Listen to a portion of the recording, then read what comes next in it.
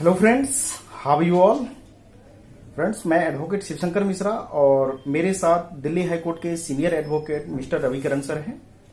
Friends, मैं आज आप लोगों को बताना चाहूंगा, चर्चा करना चाहूंगा कि आज जो हम स्टे ऑर्डर, आप लोगों ने सुना होगा बहुत बार कि स्टे ऑर्डर है इस जमीन पे जो है कोई कुछ नहीं कर सकता है, अभी इस मकान पे कोई कुछ नहीं कर सकता है क्योंकि इस पे स्टे लग गया है।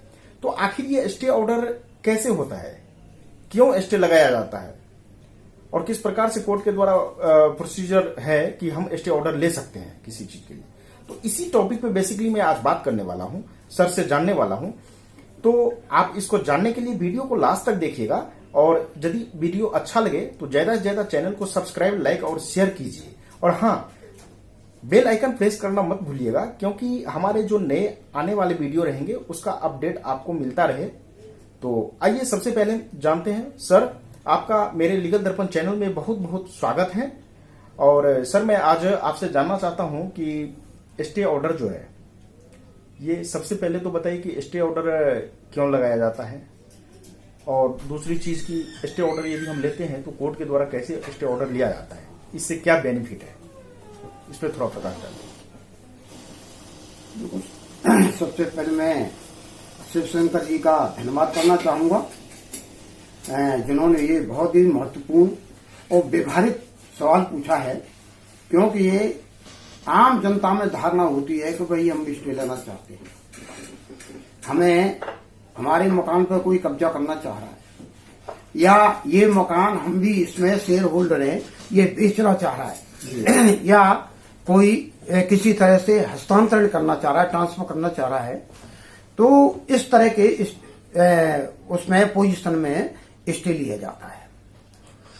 सवाल करो, कोई किराएदार है जी और मकान मालिक जबरदस्ती निकालना चाहता है जी, तो अब किराएदार के लिए रेमेडी यही है कि वो कोर्ट से स्टे ले ले कि भाई मुझे ड्यू प्रोसेस ऑफ लॉ नहीं निकाले, यानी बिना कानून के नहीं निकाले, कानून से ही निकालें, जी जबरदस्ती नहीं निकालें, बाई फोर्स नहीं निकालें।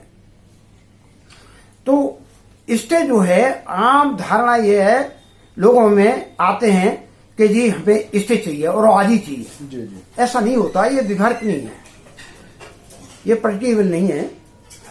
क्योंकि स्टे जो है ऐसी चीज नहीं है जो एक एप्लीकेशन हमने कोर्ट में लगाई और हमें स्टे तुरंत उसी दिन मिल गया या दूसरे दिन मिल जाए। It is not possible. इसके लिए हमें प्रिपेयर करना पड़ता है, सूट तैयार करना पड़ता है। जब सूट प्रिपेयर करेंगे उसके लिए उसके साथ में स्टे की एप्लीकेशन लगती है।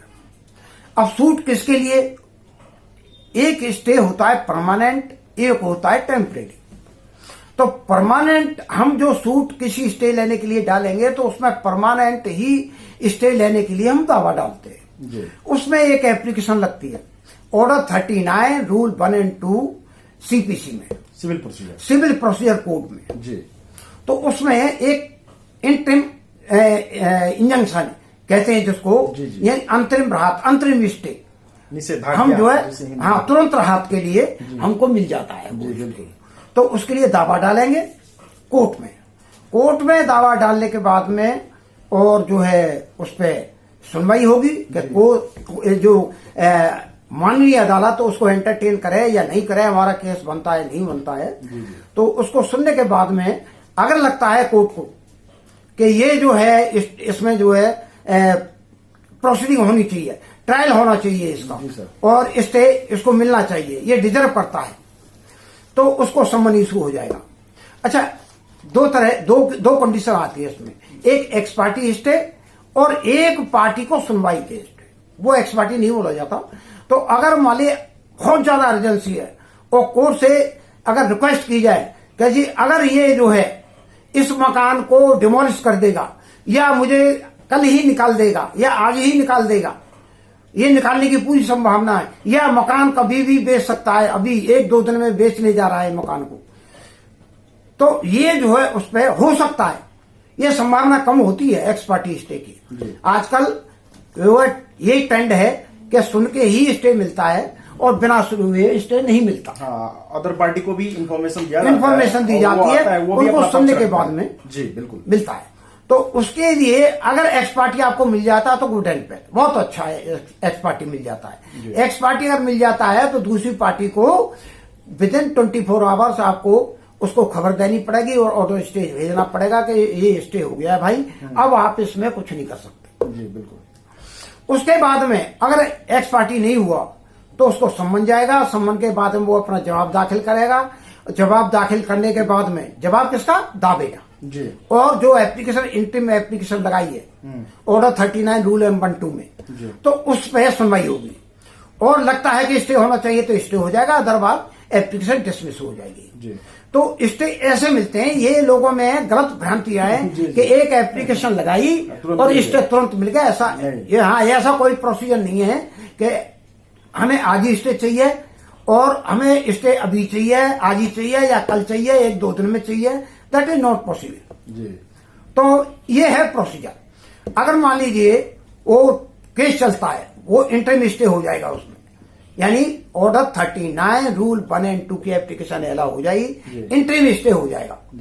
इंटरिम स्टे क्या होता है कि जब तक केस की सुनवाई है इसको मकान को बेचे नहीं या डिमोलिश नहीं करें या किसी को डिस्पोजेस नहीं करें, यानी बेदखल नहीं करें, और करें तो ड्यू प्रोसेस ऑफ लॉ, यानी without due process of law कुछ ही नहीं करें, जो जैसे वैसे ही रहेगा, जैसे ही रहेगा जी बिल्कुल।